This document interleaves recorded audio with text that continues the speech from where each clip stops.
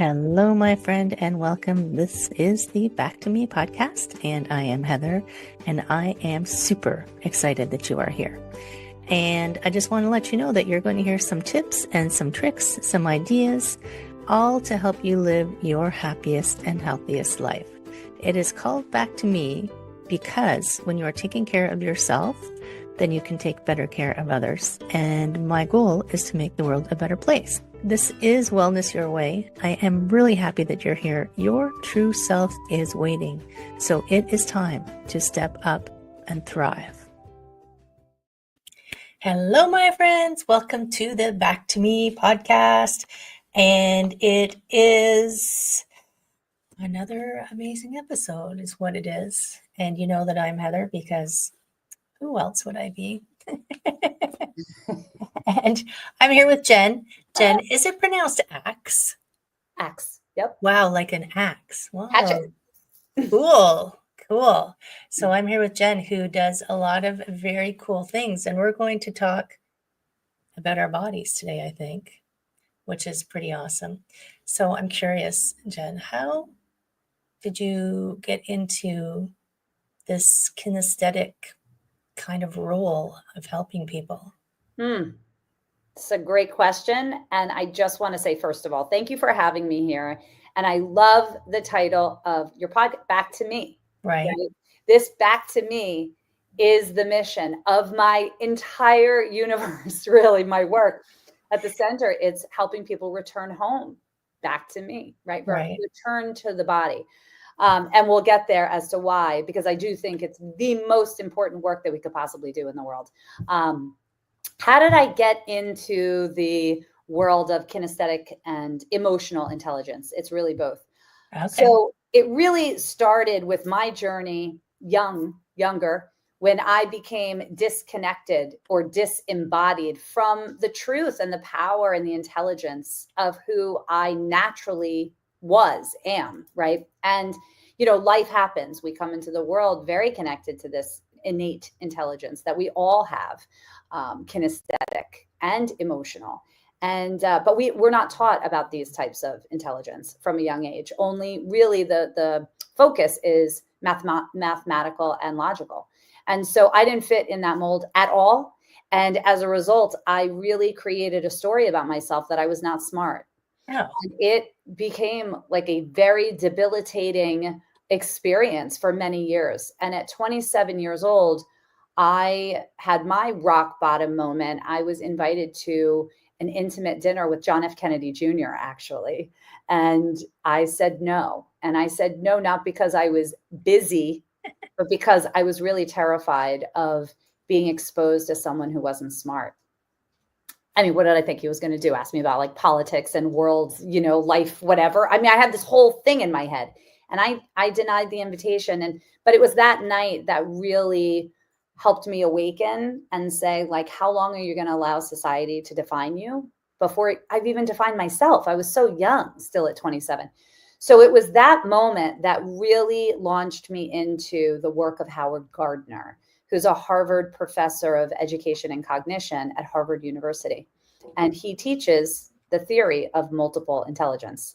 And when I found that, my entire life changed. And I dove into the research, and I really connected to both kinesthetic. He really speaks on 9 different intelligences.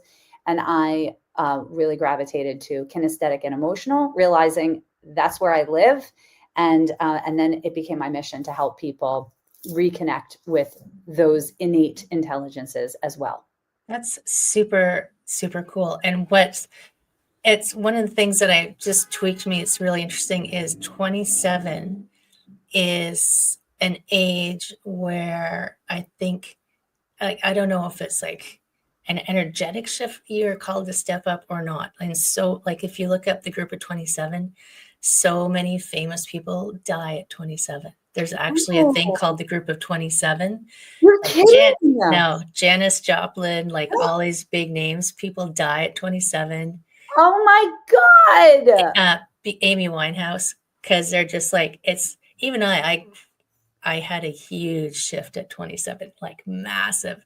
And I didn't know at the time that 27 was like this age where this happens. But if you come through it, whoo, yay. Probably some people it was just fine. But it's interesting. I feel like if there's a shift that you need to make and you're not paying attention, 27 comes and boom, it hits you. And thank goodness that it does, right? Yeah. Because if you were still living that life of I'm not very smart, like, come on, seriously? There's so many ways. And we do celebrate the logical brain quite a bit, right? We lift it up. And I don't know, because I'm very kinesthetic myself. I've been teaching yoga for 20 years. I mean, when my body's doing something, I'm like, hey, what are you doing down there? But but it's interesting how many people still live all up in the brain, and helping them get out of that is so amazing. So what kind of things are helpful for those people to get into that kind of thing? Yeah. Like to make that shift? Yeah. So for many years, about 17 years, I worked with children and teachers, teaching them how to embody curriculum through the arts. And it was this organization that I found and I aligned with immediately. And it was the work that I needed. You know, it was the approach that I needed when I was younger. So I really threw myself into this career for a long time. And while working with the children with this very specific methodology and training teachers through all of these years, it just resonated so deeply that people need this kinesthetic and emotional connection. And then the pandemic hit and everything shut down. And so I started working with people on Zoom, asking them to embody their emotions with their hands. Yeah. And the reason for that is I've been a dancer my entire life, and I understand the power of dance and the power of the body, but I didn't want people to be far away from the camera. I really needed to stay connected to their eyes, to their soul. So I asked them to just embody their emotions with their hands, the isolation, the fear, the joy, the uncovering of all the emotions that were happening during that time. And what happened was I just allowed my body to lead this practice. I really didn't have a defined outcome. I didn't know exactly the path I was taking. I just knew that I needed to bridge kinesthetic and emotional intelligence. So I created my signature practice called the power of gesture. So this is what I do with people. This is my practice. This is what I do in workshops, speaking engagements, private coaching, all the things. And what it is it's a body set practice. And it's interesting because you were talking about mindset, or the mind, the logical brain. And we rely so much on the mind and create this entire library of mindset practices. And my approach is body set. And it's about body setting, really connecting to that inner wisdom, to that innate intelligence that is speaking to us all day long. And it's about how do we listen, and are we ready to listen, and do we know how to listen, right? So this process, using your hands to embody that internal intelligence, is what I do and how I guide people. So to me, when asked how do people connect, it's my practice that I use that I find works so beautifully. It's so interesting that COVID, so many good things. I'm just gonna come out and say it. So many good things did happen because of what we were forced to change. Yeah. Otherwise, we were just going to continue the same way, tripping along. And I mean, yes, we have challenges and we make shifts, but this was like everybody had to figure out how to do something, anything, and navigate through that. And like, it was hard. And I know there's still people who are challenged by what happened, even if you just it's not simple, but long COVID, like there's still repercussions that are going to be going on for a long time. But the more people I talk to, the more good things I see that happened. And I think it's fabulous. And it's interesting, like the title of the podcast, Back to Me, is because during COVID, I had a stroke. And that's where this podcast came from. Wow. Because it was idiopathic. I had a tear in a carotid artery, but I'm like, whoa, people got to know how to be in a good space before something like this happens to them. And that's why this podcast came. I'm like, got to help people It's like your insurance policy. Be in a really good space before it happens. Because I was in a good space, except that I was in the hospital. But that's a whole other story. Yeah. So this embodiment of the hands is so interesting. I was thinking, are you Italian? Am I Italian? No, I'm Jewish though. Similar. Right. Because it's like, don't get in the way of their talking because they might smack you in the head. Exactly. Yeah. Well, it's interesting. I've worked with many different cultures over the last 5 years, different people, different backgrounds. And some people say that, they were raised to sit on their hands, don't take up too much space, and I'm really introducing bringing gesture back is a really important thing because there's specific tissue in the brain, cortical tissue, that is connected to the hands for processing and expressing our emotions. It is a natural, innate way to use and move through life, sharing how we feel, communicating. And so when people are told to sit on their hands, not take up so much space, I find that so heart-wrenching because it's just part of how we share and express and process, and that should be a real part of it all, And think about the communication. Like, I'm so sorry. Yeah. I have to get something. I'm so sorry. You do it. Got into a college, there's all this candy, and the dog was in the candy. Like all in the candy. Dude. The candy. Oh my God. That stuff's not good for you. I'm so sorry. I would have never interrupted for anything. It's real life. That's not good stuff there. Like she could die. I know. Dogs don't eat chocolate. Come on. No. Or they're going to the hospital. Oh my God. I'm so sorry. Okay. Back to the program. So, yes. What were we talking about? The hands. So here's the thing one of the things that I discovered, I like when COVID first came. Yeah. And people were wearing masks. I had this weird anger inside of me. And what I realized, because I went, what is your problem, Heather? What I realized was because so many people don't, like, there's all these studies that say, it's the body language more than what's said.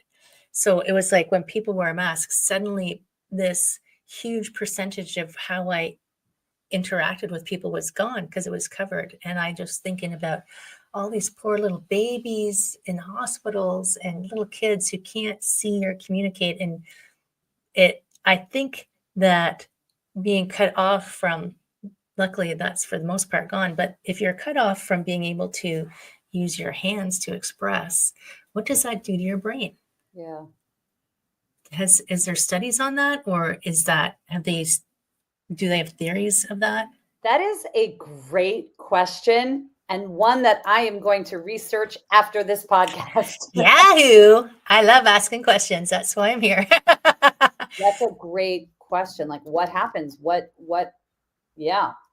Because I think about, we talked about how these kids having to learn online and, not being in school and how it was affecting their socialization.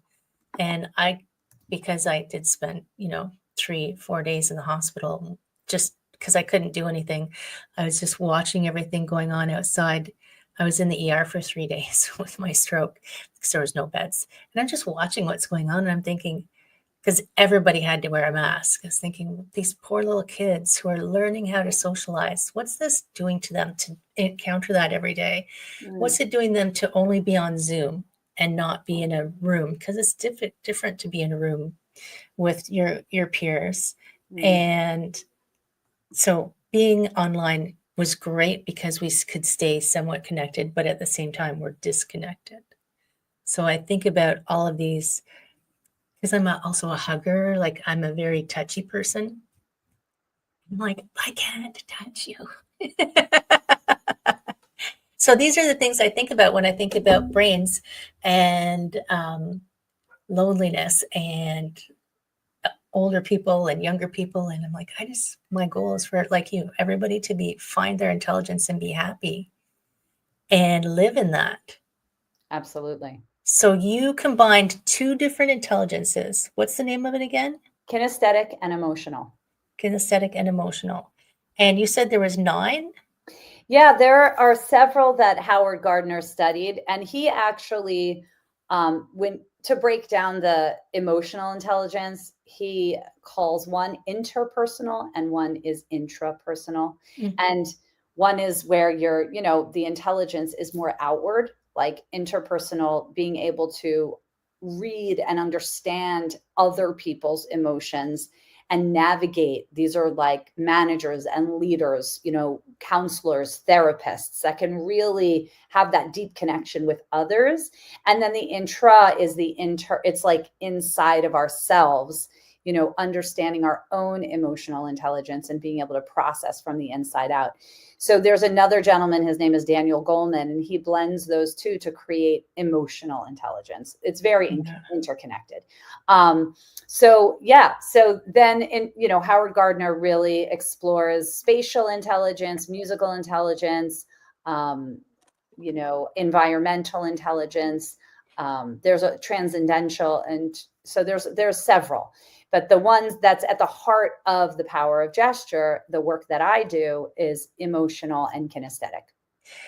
So I guess that we all have these different bits to us, and it's just like where you are more leaning towards. I'm just thinking of all like the personality types, everybody's got some of everything. It's just some are more concentrated in one than the other.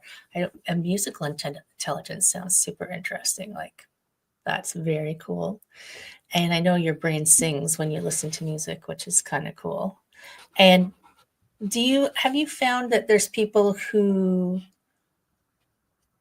really struggle with the program because that's not their strength, or do you think it's just because they haven't been exposed to it? And I guess what changes does it help people with? Like, is there specific things that people might look for it for or use it for? Yeah, I do. I mean, I think people, relating to the work that I do,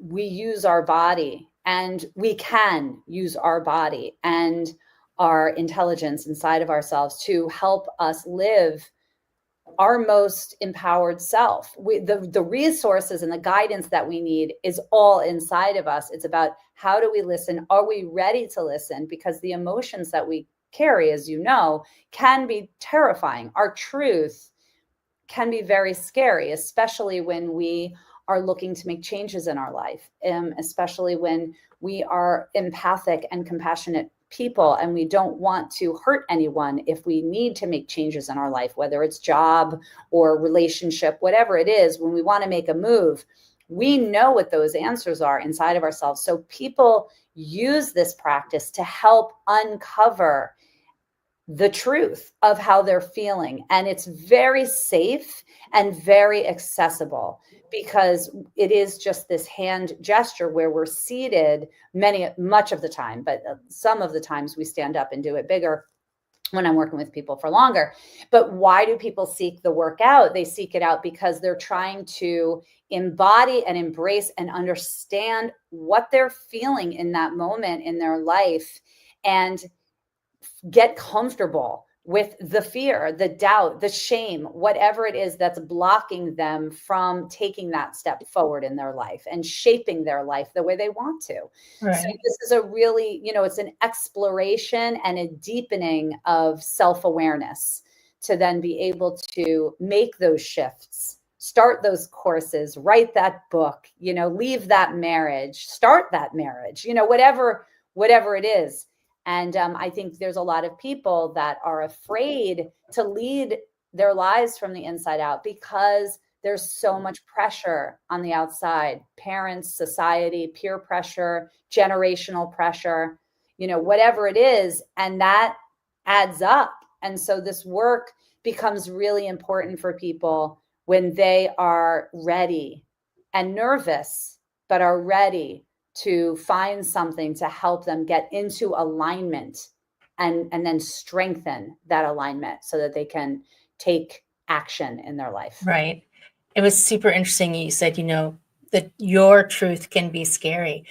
And what kind of popped into my head was how many people are so, like, think of you, you thought you were stupid. So you were afraid to be seen as something else. You were afraid to step into whatever this greatness that you had in store for you. And your body was probably like, hell yes, let's go. And your brain's like, no, let's not go. And there's so many people that I coach who I drop a suggestion and they're like, oh, no, that's too big. And,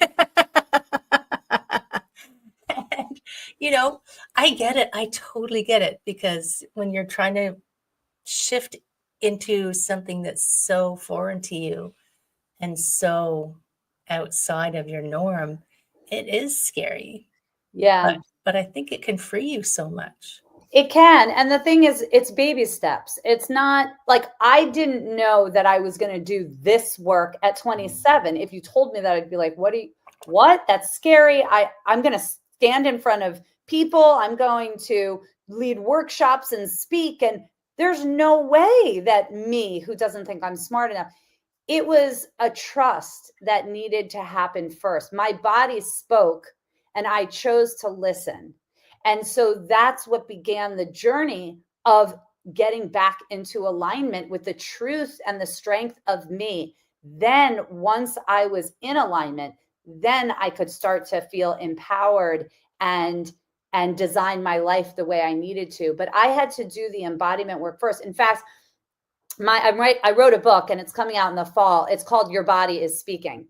And the book is a 3-phase framework.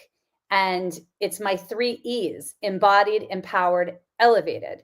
And the embodiment part is that discovery and exploration. It's when a person is desiring to get back into alignment. They don't even know what that means. They feel out of alignment and they're like, that truth, that emotional experience and understanding, awareness, it's just not familiar, but they know something is up, and something needs to shift. So then that first phase really becomes important because it's about that realignment and embodiment. And then once we're there, like I said, then it's like me with the Howard Gardner work. It was like, oh, wait a second. I actually have this very strong intelligence inside of me. I just never knew it.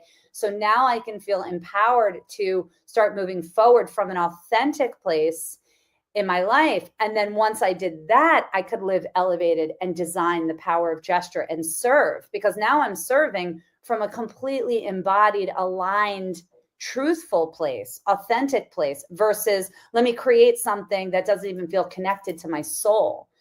So it's that cycle that I think is really human and important. So I say all of that because when we offer things to clients, they might feel overwhelmed if it's too big and unattainable at first. They need to get into alignment first. And then the goals, in my opinion, right? Then the goals can start stacking up because we're starting to build that strength within.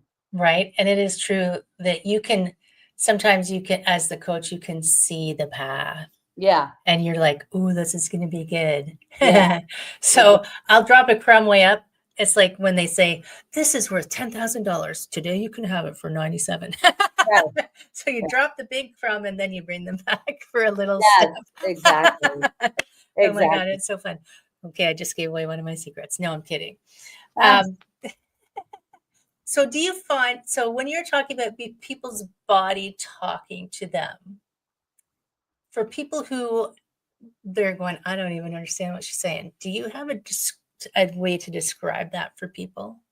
Yeah, I think that a very good place to start is to remember our ancestors and how they survived, surviving because their heartbeat was racing to tell them like a predator was around the corner, right? We've read all these books and we know how it worked back then. It's like our stomach made noises to tell us that we're hungry. So it's like we go out, and this is from ancient history, right? And we've lost that connection to really hear what it is our body needs. Now we can say, oh, I have a headache, my head hurts, my stomach is growling, I'm hungry, but it goes deeper than that, the emotional place. So anyone can, when they think about their life and they can connect to an experience in a moment in a day, putting themselves in, I'm visualizing a conference room, and it's their time to speak, and their body is their heart starts to race. Right. Well, it's saying like, I'm nervous. Right. And then it's telling you, it's indicating something. I'm scared. I'm nervous. We can start to put language to that, and we can start to access and understand that it's just protecting us. We're going to send it love. We're going to move on. So there's all kinds of signals inside of our bodies. We know if we're in a relationship and let's just say if we're in an intimate relationship and we're having an intimate experience and we're just completely checked out and we don't really want to be there, that's our body telling us something is off. Right. There are so many signs. So we just don't know how to listen. It's all in there though. So when someone says, I don't even know what you're talking about, if we really dialed back and really paid attention to a moment in the day of a life of a human, we can really, when we start getting hot and excited because, our friends are coming over, that's our body speaking. So it's about building a habit to really learn how to listen. The power of gesture absolutely helps people listen, no doubt about it. But it's really going back. Like, that's why I said my work is about returning people home to their bodies, so that we can start that work of listening and teaching ourselves what it means when our heart is racing, what it means when we get chills up our back, what it means when our head starts pounding or our stomach starts flipping. There's all these indications about this language, this vocabulary inside of us. And it comes down to the emotions that we have. When we're sad, that's our body speaking. And sometimes we're like, oh, we shouldn't be sad. Right. Shouldn't be angry. We shouldn't be. No, you should. You're exactly right. You're exactly where you should be. What you should be doing is paying attention to your truth. Like, why are those things coming? Why are those things not coming? We don't live in Pleasantville, and you don't have to be this monotonous person of black. Exactly. It's like all of that up and down. I love it because it is information, but for some reason, some of it has been labeled and good, bad. It's like, come on, it's there for a reason. So, right. Yeah, it's so interesting. And when I see little kids, it's like, be a big boy and stop crying. I'm like, no, let the kid cry. He's got something he's trying to tell you, or somebody's doing something like. Exactly. But they don't want to disturb anyone. It's so disturbing to me when we turn away from that emotional intelligence. That's the emotional intelligence. That's our body saying, I'm sad, I'm scared, I'm all the things, I'm cold. No, it's not cold in here. I am cold. It's like how many times I can name a million times when I felt something and someone's like, why are you crying? Or why are you cold? Or it's not hot in here. No, I'm hot, and it's really about, it's such a building block, but we have to, with that embodied phase, we start to really own our authority and own exactly how we feel and when we feel it, because no one can tell us how we feel. We feel what we feel. And so it's building that strength to develop that courage to say, this is it. And you don't have to apologize for it. Right. Exactly. Right. Yeah. It's not like you feeling something is going to hurt someone. I feel sad. Stop feeling sad. Why? It's my sadness. It's not yours. So your book comes out in the fall. Yes. Very exciting. Is it going to be available in all the places? All the places. Oh my goodness. I know. Your body is speaking. That's super exciting. I love when books come out. That's awesome. I will let you know for sure. I know. It's like I have a shelf up here of all the alls. I have also read The Body Has Its Reasons. Have you read that one? Not The Body Has Its Reasons, but The Body Keeps the Score. Right. There's also The Body Has Its Reasons. It's a small little book. But it was very interesting. When I was a massage therapist, I read it to understand what was going on with people. Oh, that's so beautiful. I'm going to look at it. And so they can find you on your website? Yeah, my website is my name, www.jenaks.com. And then I'm a lot on Instagram. I'm on Instagram a lot. Right. it's my name, underscore in between Jen and Aks. I'm going to let them know that in case they're listening to the audio, Aks is AKS, not AX. Yeah, exactly. It's Jen underscore Aks. And Right. yes, exactly. Mm-hmm. And don't worry, everybody, it's in the show notes, but I just wanted to capture that here, that it's AKS. Yes. And yeah, Instagram is still a place to get some really good information. So check out Jen over there. Thank you. And check out the book. Do you have a launch date for it? It's going to be in September at some point. I think it's going to be September 5th, but I'm not 100% sure yet. So you can send it to me, and I'll make sure I pop a little how do you do out to the world. I will. Thank you. And before we, because this is all like super interesting, I think it's a huge topic. So friends, you're going to have to spend some time with this one. You're going to have to call Jen and say, can you tell me that again? If you haven't spent any time listening to what your body tells you. Yeah. It is, if you've never tuned into it, it's like a language, right? It is a language. So yeah, I'm trying to learn French. I get it. If you haven't learned your body language yet, then you get someone to help you translate. But before we go, because I always give the guest the final word of wisdom, do you have a final thought for our friends?